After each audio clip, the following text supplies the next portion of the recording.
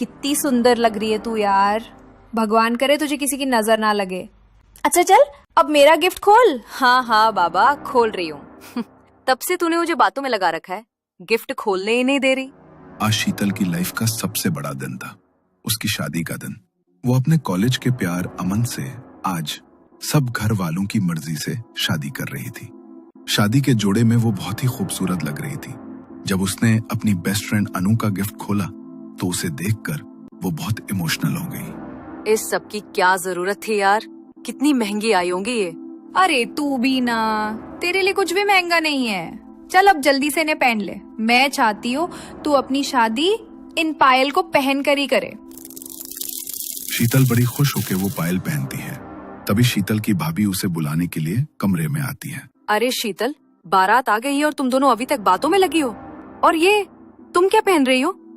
भाभी, ये अनु मेरे लिए पायल लाई है तो वही पहन रही हूँ। अच्छा, लेकिन ये पायल कुछ अलग नहीं है? पायल के अंदर इतने सारे काले मोती और ये काला धागा इसके चारों तरफ क्यों लिपटा हुआ है? लगता है पैकिंग करते वक्त धागा बीच में आ गया होगा, लेकिन क्या फर्क पड़ता है, धागा ही तो है।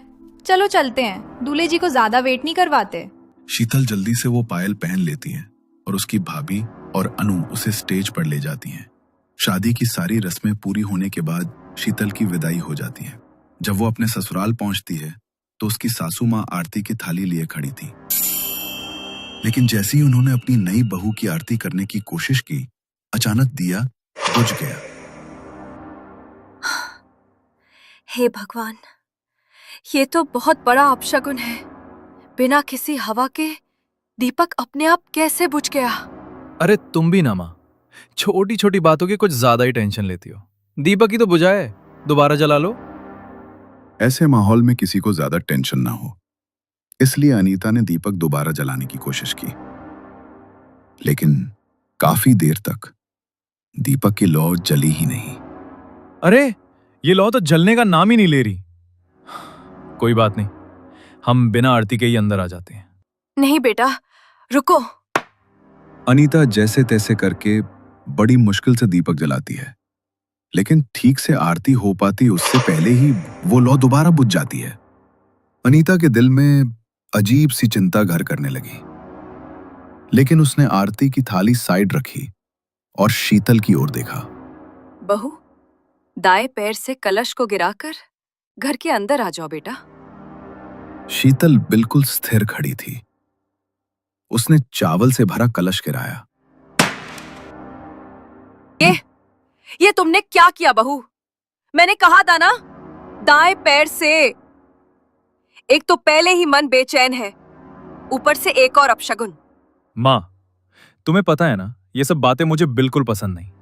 अरे कलश ही तो गिराना था, अब दाएं से गिराओ या बाएं से, क्या फर्क पड़ता है? और वैसे भी हम बहुत थक गए हैं। रस्में पूरी हो गई हों तो अब प्लीज अंदर आ जाएं। अमन शीतल को लेकर अंदर आ गया, लेकिन उसकी मां का मन बार बार घबराता रहा। एक साथ दो अपशगुन ने उसे भीतर तक बेचैन कर दिया। शीतल अपने कमरे में घूंघट ओढ़े बिस्तर पर चुपचाप बैठी थी। थोड़ी देर बाद अमन कमरे में आया। अरे कम से कम अब तो अपने चेहरे से घूंघट हटा लो। शीतल ने अमन की बात का कोई जवाब नहीं दिया। तभी अमन मुस्कुराता हुआ धीरे धीरे आगे बढ़ा। उसने शीतल के चेहरे से घूंघट उठाया। वहां कोई और था, जिसका चेहरा पूरी तरह जला हुआ था और मुंह से लगातार खून रिस रहा था। उसे देखकर अमन की चीख निकल गई और वो नीचे गिर पड़ा। तभी उसके कानों में दरवाजा खुलने की आवाज गूंजी। उसने पीछे मुड़कर देखा तो शीतल हाथ में दूध का गिलास लिए कमरे में आ रही थी। ये देखकर अमन के पैरों तले से जमीन खिसक गई। अरे आप इस तरह नीचे क्यों बैठे हो, क्या हो गया? तुम तो अभी अंदर थी ना, तुम बाहर से कैसे आई? क्या? मैं तो आपके लिए दूध लेने गई थी, मैं तो कमरे में आई ही नहीं। क्या? तो फिर वो कौन थी? अच्छा जी, तो मुझे डराने की कोशिश चल रही है। अच्छी तरह जानती हूँ मैं आपको, लेकिन इस बार मैं आपकी बातों में नहीं आने वाली। अमन को कुछ भी समझ नहीं आ रहा था कि अभी थोड़ी देर पहले उसके साथ क्या हुआ। वो हिम्मत करके उठा। शीतल ने मुस्कुराते हुए उसके हाथ में दूध का गिलास थमा दिया, लेकिन जैसे ही अमन दूध पीने लगा उसकी आंखें चौड़ी हो गईं। दूध के अंदर अनगिनत कीड़े रेंग रहे थे और दूध का रंग खून की तरह लाल हो चुका था।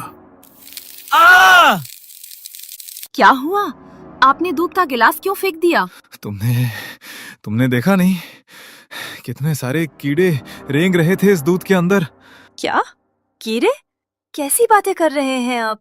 ओके, आज का दिन बहुत हेक्टिक था, शायद इसी वजह से थक गए हैं आप। अब शांति से सो जाइए, कल आराम से बात करेंगे। ये बोलकर शीतल ने अमन की तरफ एक अजीब सी स्माइल दी।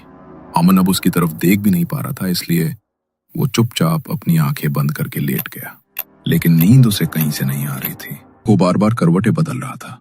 तभी उसके कानों में एक अजीब सी फुसफुसाहट की आवाज पड़ी। उसने आंखें खोली तो शीतल कमरे में नहीं थी, लेकिन फुसफुसाहट अब भी उसके कानों में गूंज रही थी। तभी उसे लगा कि बाथरूम के नल से पानी बह रहा है। वो धीरे धीरे उठा और बाथरूम की तरफ बढ़ा। दरवाजा आधा बंद था। उसने जैसे ही दरवाजा खोला, नल चालू था और बाथरूम के कोने में शीतल अपनी पीठ करके बैठी हुई थी। ऐसा लग रहा था मानो वो हंस हंस कर किसी से बात कर रही है। ये देखकर अमन बुरी तरह डर गया। शीतल, तुम यहाँ पर क्या कर रही हो और किससे बात कर रही हो तुम? जैसे ही अमन का आवाज शीतल ने सुना, वो अजीब तरीके से रोने लगी।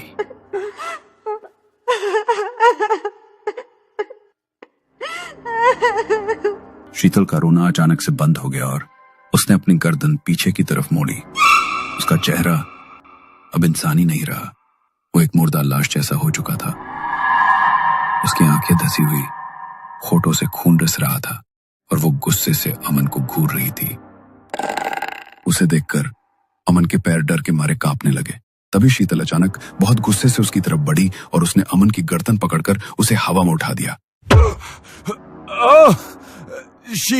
शीतल, छोड़ो मुझे। तेरी शीतल नहीं है, अब ये मेरी है। तू भूल कर भी अगर इसके पास आया तो जिंदा नहीं बचे। अब ये हमेशा के लिए सिर्फ मेरी है और इसे मैं अपने साथ लेकर ही जाऊंगा। शीतल के मुंह से ये बात सुनकर अमन की आंखें फटी की फटी रह गईं। अगले ही पल शीतल ने उसे किसी खिलौने की तरह दीवार की तरफ फेंक दिया। अमन के सर से खून बहने लगा और वो वहीं पर बेहोश हो गया। सुबह जब शीतल की आंख खुली तो उसने देखा अमन जमीन पर पड़ा है और उसके चारों तरफ खून फैला हुआ है। वो जोर से चिल्लाई तो घर के सब लोग कमरे के अंदर आ गए। देखो ना माँ, अमन को ये क्या हो गया है? ओ माय गॉड, भैया को तो बहुत ज्यादा चोट लग गई है। जल्दी से इन्हें हॉस्पिटल लेकर चलना होगा। वो लोग अमन को फौरन हॉस्पिटल लेकर गए। डॉक्टर ने उसे तुरंत इमरजेंसी में एडमिट किया। डॉक्टर ने कहा अगर आपको इन्हें यहाँ लाने में थोड़ी भी देर हो जाती तो इन्हें बचाना बहुत मुश्किल हो जाता। और मुझे तो ये समझ नहीं आ रहा कि आपने इन्हें इतनी देर से क्यों लाया।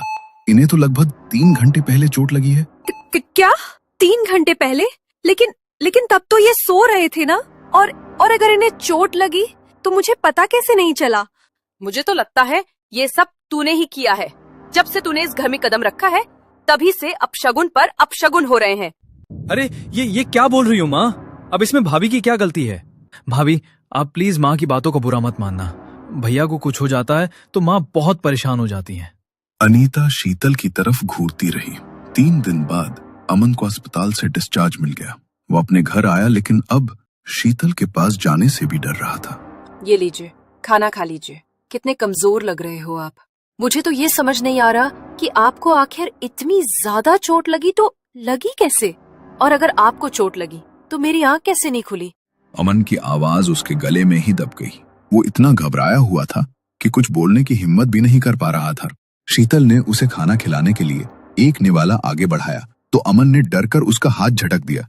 अरे ये क्या कर रहे हो आप? और आप मेरे साथ ऐसा बिहेव क्यों कर रहे हो? अमन बहुत डरा हुआ शीतल की तरफ देख रहा था। शीतल ने फिर से थाली से एक निवाला तोड़ा और अमन की ओर बढ़ाया।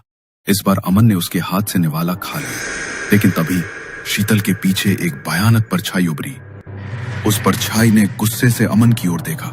अमन घबराकर पीछे हट गया, लेकिन अगले ही पल वो परछाई गायब हो गई और तभी शीतल के चेहरे पर वही भयानक हंसी छा गई। अमन बुरी तरह डर गया। वो घबराकर उठा और सीधा कमरे से बाहर भागने लगा। अमन, क्या हुआ तुझे? तू इस तरह घबराकर कहाँ भाग रहा है? आपको देखकर तो ऐसा लग रहा है जैसे आपने कोई भूत देख लिया हो। एक तो वो डरा हुआ है, ऊपर से ऐसी बातें कर रही हो। सचमुच आजकल की लड़कियों में अक्ल नाम की तो चीज ही नहीं होती। अनीता की इस बात को सुनकर शीतल का चेहरा अजीब सा बन गया। वो गुस्से में अपनी मुट्ठी भींचती है और वापस अपने कमरे में चली जाती। ये बुढ़िया बहुत बीच में आ रही है, लगता है इसे रास्ते से हटाना ही पड़ेगा। रात को सब लोग सो रहे थे। अमन डर के मारे आज अपने भाई राहुल के साथ ही लेटा था। तभी रात के करीब 1 बजे अनीता के कानों में कुछ खटपट की आवाज पड़ी। इतनी रात गए, ये कैसी अजीब सी आवाज आ रही है? अनीता बिस्तर से उठी और बाहर की तरफ बढ़ी। आवाज किचन से आ रही थी। जब वो किचन पहुंची तो देखा कि खिड़की खुली हुई थी और शीतल खिड़की से बाहर देख रही थी। वो हंसते हुए किसी से बातें कर रही थी। इतनी रात को ये खिड़की खोलकर किससे बात कर रही है? अनीता की आवाज कानों में पड़ते ही शीतल अचानक शांत हो गई। उसने धीरे धीरे पीछे मुड़कर देखा। उसका चेहरा अब किसी मुर्दा इंसान जैसा लग रहा था, बिल्कुल सफेद और आंखें काली धसी हुई थी। अनीता ने यह रूप देखते ही जोर से चीख मार दी। ये तुझे क्या हो रहा है बहू? अनीता समझ चुकी थी कि उसकी बहू किसी ऊपरी साए की चपेट में है। उसने अपने हाथ में पहना रुद्राक्ष का ब्रेसलेट निकाला और हिम्मत करके शीतल की ओर बढ़ी। वो ऊंचे स्वर में मंत्र का जाप करने लगी। तभी शीतल ने गुस्से से उसकी तरफ देखा।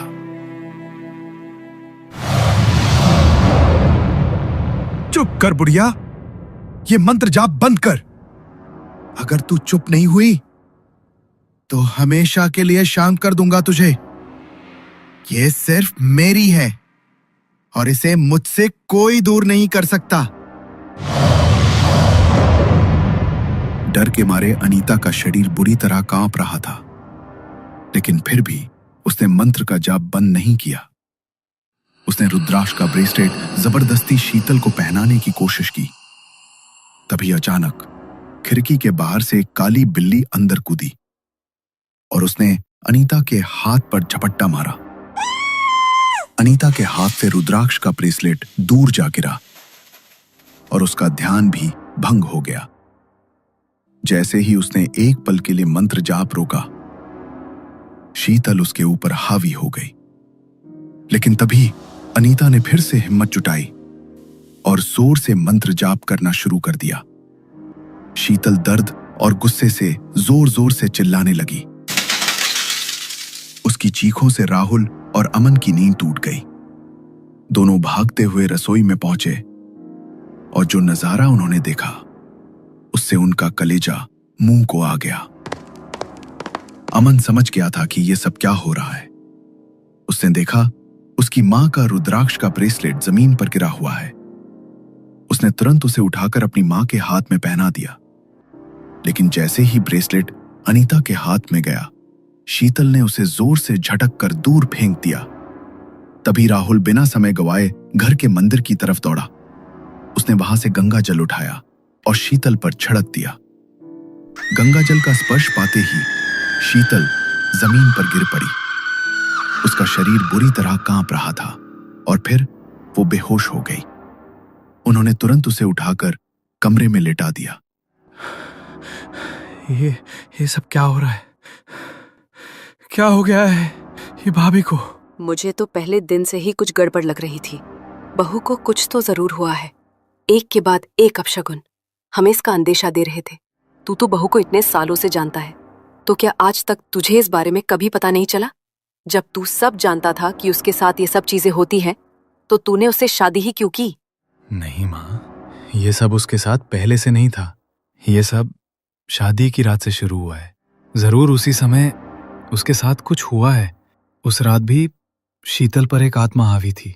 उसी ने मेरा वो हाल किया था। लेकिन मैंने आपको इसलिए कुछ नहीं बताया ताकि आप परेशान ना हो जाओ। मैं आज सुबह बाबा के पास भी गया था। उन्होंने मुझे कहा कि कल अमावस की रात मुझे शीतल को उनके पास लेकर जाना होगा। उससे पहले वो कुछ नहीं कर सकते। मैं उसे कल बाबा के पास ले जाने ही वाला था, लेकिन उससे पहले ये सब हो गया। वो तो अच्छा हुआ कि हम दोनों समय पर आ गए, वरना ना जाने वो आपके साथ क्या कर देती माँ। जब तक हमें बचाने वाला बैठा है तब तक कोई हमारा कुछ नहीं बिगाड़ सकता बेटा।